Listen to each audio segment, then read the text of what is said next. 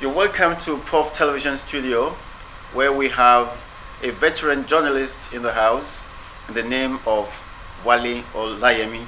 He is also a public analyst. You're welcome to Puff Television Studio. It's a pleasure to be here. Let's kick off with the recent attack on the people of the Plateau region, Jos. Does this mean that terrorism is back in the present era? Well, for me, I don't think it has terrorism on our claims has become a thing of the past. It just subsided for some time, in the sense that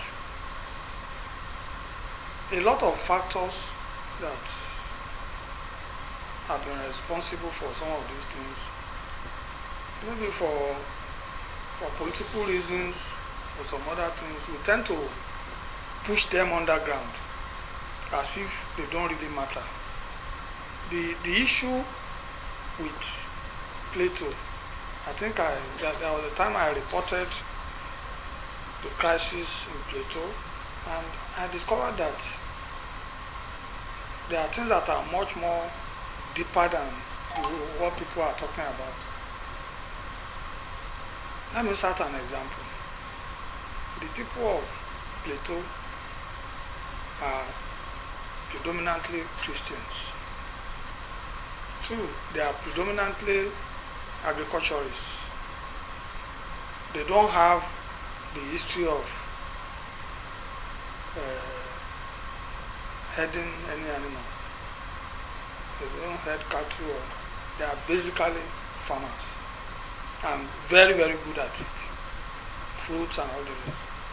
But over time, because in terms of movement here and there, we now have a situation whereby we have the Fulani elements coming into the Plateau. And I think, aside from the issue of the herders trying to find a space for themselves, there's also the issue of politics. They are more or less concentrated in a particular local government. And we know these people, they are pastoral people. They move from one place, and they started looking at the political equation of Plateau State. That why is it that we can't do this, we can't do that? And politics is a game of numbers. They started looking at, okay, what's the best way to do it? Attack sometimes is the best form of defense. If you want to achieve, you need to have an edge over a very vibrant population like the people there on the plateau. Then you engage in what I would call elimination by substitution, because what they normally do is that it happened it's something that cut across the north central, in Benue too. So what they do is they will attack you, kill maybe a whole village, and turn the place. Immediately you don't have anybody living in that particular place. It turns into a very big bush, which is conducive for the Fulani herders to use for grazing purpose. How do you translate this to a political issue? It is the reason why I said it is politics, is that each time you have an attack, either in Plateau, Benue, people say, okay, we are going to get to the root of it, we are going to do this, we are going to do that. At the end of the day, nothing happens. And the facts are there on the ground that a lot of people will say this kinetic thing or non-kinetic is absolutely rubbish, because there have been reports whereby people who alert the security agents, the soldiers are there, and said they wrote a letter or they sent a notice that they are coming to attack us, and those people are just laid bare there, on their own. Nobody to help them, to assist them so that they don't get killed like fowls. So it's that bad. The body language of the immediate past president speaks volumes. There was a time the former President Buhari came to Ibadan when they were having the clash between herders and farmers in the Oyo region, Shaki, whatever region. And that's how all the killings, the loss of the Yoruba, it was during the period when Alhaji Lam Adesina was governor. Then the man told him that you are a former head of state. You have access to intelligence, this and that. That he was shocked that you could come and see the statistics of people who have been attacked and killed. And I say you are here to defend your people. And I think that particular episode was really played up when Buhari was a candidate of the APC. That this man is not it. He's an ethnic jingoist and all the sort of it. And when you look back, you have incidents, just one or two minima, but immediately Buhari became president, who is the leader of the Fulani herders or whatever. Then the thing escalated beyond control. Today, Buhari is not there. Why is it continuing?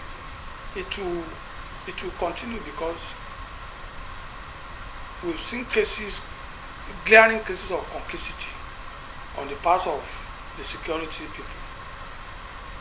There have been testimonies to it. Then two, by the time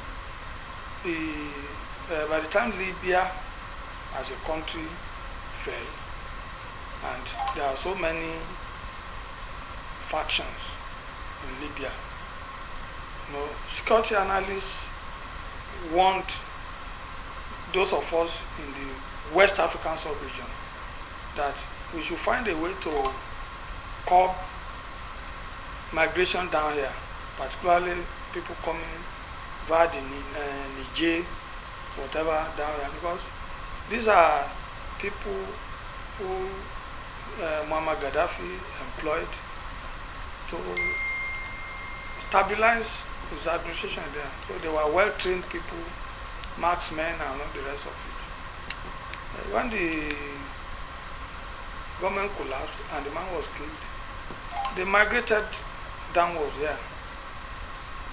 So, and the experts have warned that, look, unless we control small arms across the borders, we ensure that people with arms don't have a free reign, free movement everywhere they go, we will have problems.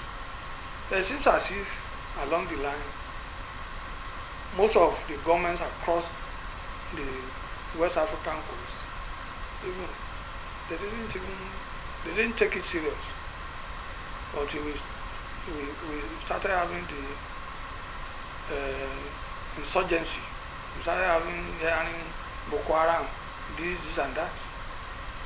And the issue there is even partly religion too. Partly religion.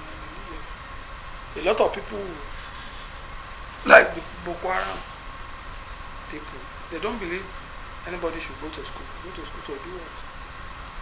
And when you have people who are so dogmatic about things like that, it makes it easy for leaders to just recruit them. They are there in the north, out of school children, they are in their millions. They don't do anything. They go to Makarantas, the Islamic schools, and that one's even another thing entirely. Are you in need of a professional coverage and reportage of your events? Puff Television on YouTube is the place to go. Reports, interviews, events, jingles, documentaries. Puff Television handles all these with the highest professional touch.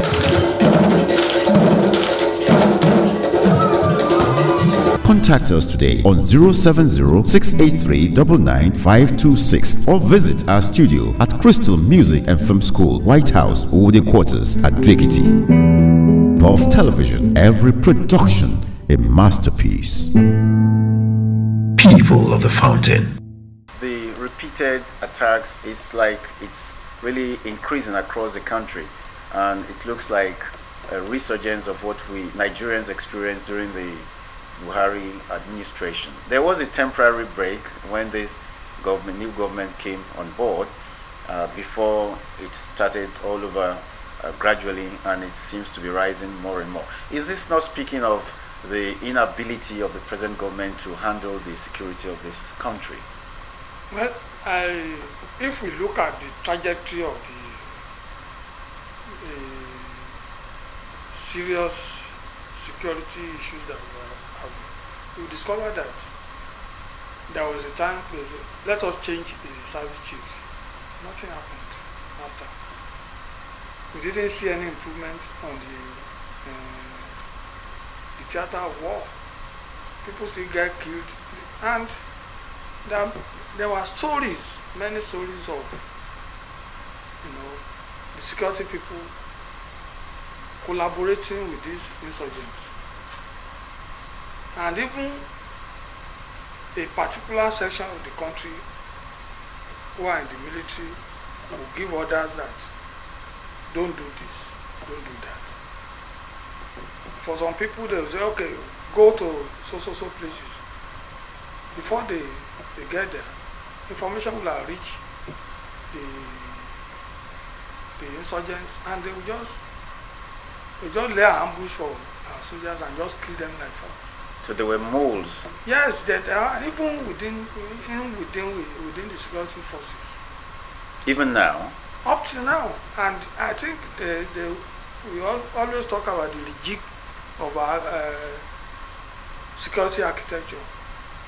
The rejig thing has not done anything spectacular to hold on to. Nothing. And even within the scope of our military, they are doing this, they are doing that, fine. But there's also the politics of it. Even within the military. The military is highly politicized. And when you have a new administration, you see people say, okay, let's wait a bit, and see the body language of the president, the direction in which he's going. And I think President Bola Ahmed Tinubu feels strongly at that, okay, let us look for the best guys, well-trained guys. He changed the service chiefs. Now we're having this. One, we can talk about sabotage. I know, because when you see increase in killings here and there, a lot of people, not only locally but internationally, when they attack Christians on the eve of Christmas, and just 200 people they got shot. Over what? You spoke about rejig. The new government came in, and today we have a Yoruba man at the head of the military, and also a Yoruba man at the head of the police. Now, are you asking for a change of guards in these establishments, in these two establishments specifically? No, not really. Because the issue is, when it comes to some of these things, those guys the top military brass who will sit at the table and design how the boys on the field will go about this asymmetrical war, so to say, will not be on the field. So for instance, you see guys who are they are supporters of Boko Haram, for crying out loud. In the military, they are there. So they are moles. It's so easy for them to say, tomorrow we're moving from point A to B.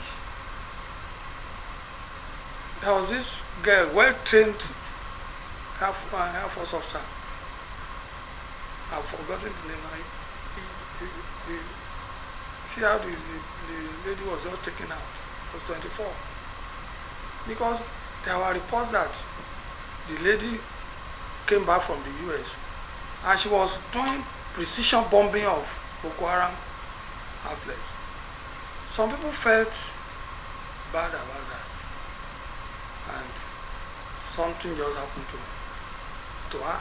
Now let's talk about intelligence. A lot of people believe that the intelligence should have given away some of these incidents before they happened, and that they should have been taken care of. So it appears it's not only the responsibility of the military, but also other arms of the government. Yes. Of the structure. For instance, we have the State Security Service, the DSS. I think they should be fully, not just the Army, Air Force, and the police. They should be fully integrated to provide credible intelligence, so that they know these people are not ghosts. In most cases, they live within those communities. It's as bad as they collect taxes, they collect protection money. If you can't pay some of these things, you end up losing your life. So they more or less operate like a government on their own. Before Buhari became president, under Jonathan, they've taken over so many places in local government that people are now back into their homes. They are fully in charge there. They were fully in charge there. They hoist their flag and say all sorts of things. But for crying out loud, it is only the government that has monopoly of violence. And a lot of people are saying this is not being deployed fully in this war.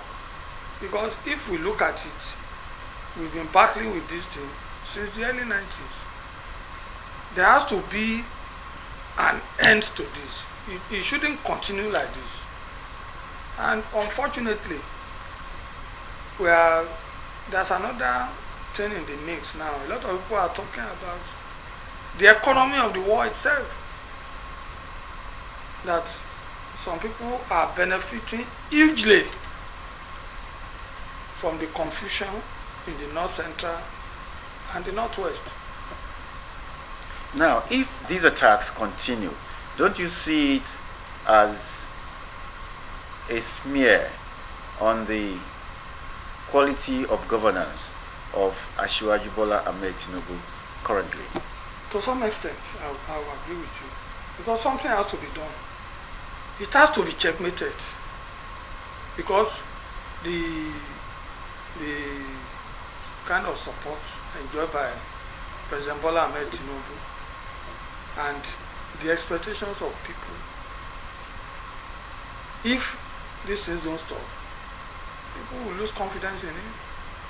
That after all, he has promised this and that, and what are we seeing? We are not seeing anything spectacular. And in the long run, that wouldn't be too good for the administration. So I think the president should roll up his sleeves, meet with his service chiefs, go to the theater of war, talk to the boys. We just give them a date. We must stop this.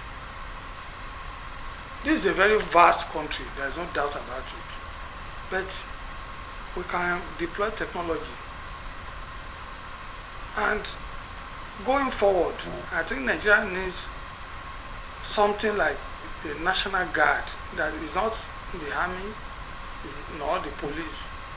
So something that will be akin to the Marines in the US. For instance, if we have something close to the Marines, we will have ended this nonsense long time ago. Because they will go in there they will go after those guys. But now it has festered. Those guys, they carry sophisticated weapons. Okay. Land-to-air missiles. They have it. It means that they have the capability, if they have the technical know-how, to down a plane or an helicopter. Even up to now. Up to now, they have it. When you see them, grenade, propeller, everything, land-to-air, weapons, which will be only the exclusive preserve of the military. Even the kind of guns they carry around, you won't find it with policemen. The flow of arms across the West African sub-region is something that has to be quickly addressed. People of the Fountain.